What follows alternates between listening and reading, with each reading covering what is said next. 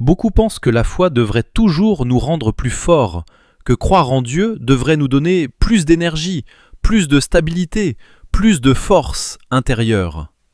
Et pourtant, dans la Bible, un prophète de Dieu a dit « Prends ma vie ». On prie, on sert, on s'engage, et parfois, on est épuisé. Pas seulement physiquement, mais intérieurement. Le paradoxe est simple. Plus on s'engage pour Dieu, plus on peut parfois s'épuiser. Regarde Élie, il vient de vivre un moment spectaculaire, feu du ciel, une victoire spirituelle publique. Tout le monde pourrait penser, maintenant, Élie doit être rempli de joie. Et pourtant, juste après, il fuit. Il marche seul dans le désert. Et il dit à Dieu, « C'en est trop, Éternel !» Élie est un prophète, un homme de foi, et pourtant, il est épuisé. Et la réaction de Dieu est étonnante. Dieu ne le réprimande pas. Il ne lui fait pas un discours spirituel.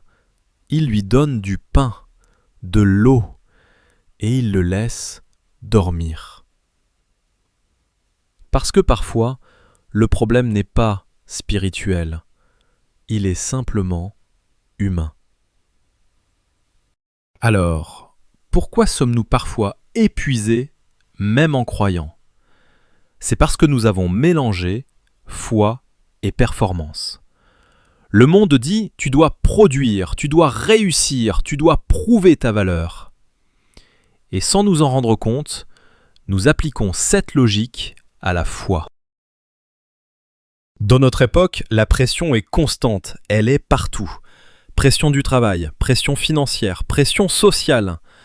Et parfois, la foi devient une pression de plus. On veut bien faire, mais on finit par porter des choses qui ne nous appartiennent pas. Parce que nous oublions une chose simple. Nous ne sommes pas Dieu. Dieu a institué un rythme.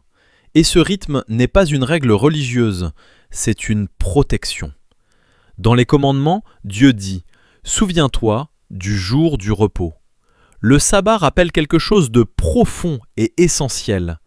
Tu n'es pas une machine. Tu n'es pas défini par ta production.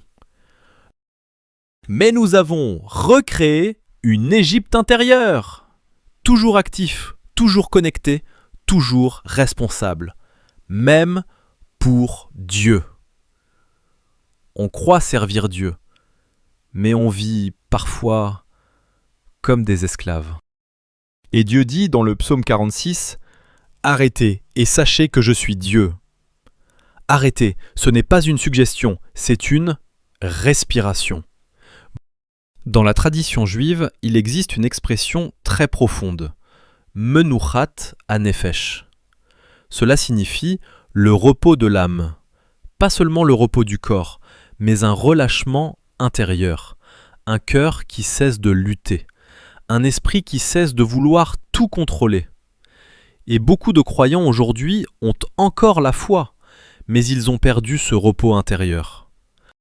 La foi biblique n'est pas une tension permanente, elle est une relation, et dans une relation, il y a aussi du repos. Beaucoup pensent que Dieu attend plus d'efforts, plus de discipline, plus de force. Mais lorsque Jésus regarde les foules, il voit des hommes et des femmes fatigués, chargés, épuisés. Et il dit quelque chose de radical. « Venez à moi, vous tous, qui êtes fatigués et chargés, et je vous donnerai du repos. » Remarque bien, il ne dit pas « venez quand vous serez plus fort », il dit « venez fatigués ». Élie s'est reposé, il a dormi, et Dieu a continué d'agir. Et parfois, la chose la plus spirituelle que tu puisses faire, c'est arrêter de courir. Peut-être que ton épuisement ne vient pas d'un manque de foi, mais d'un excès de contrôle.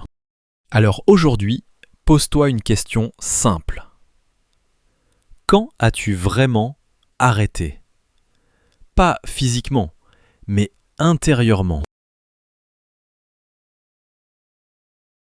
Mais cette question en ouvre d'autres.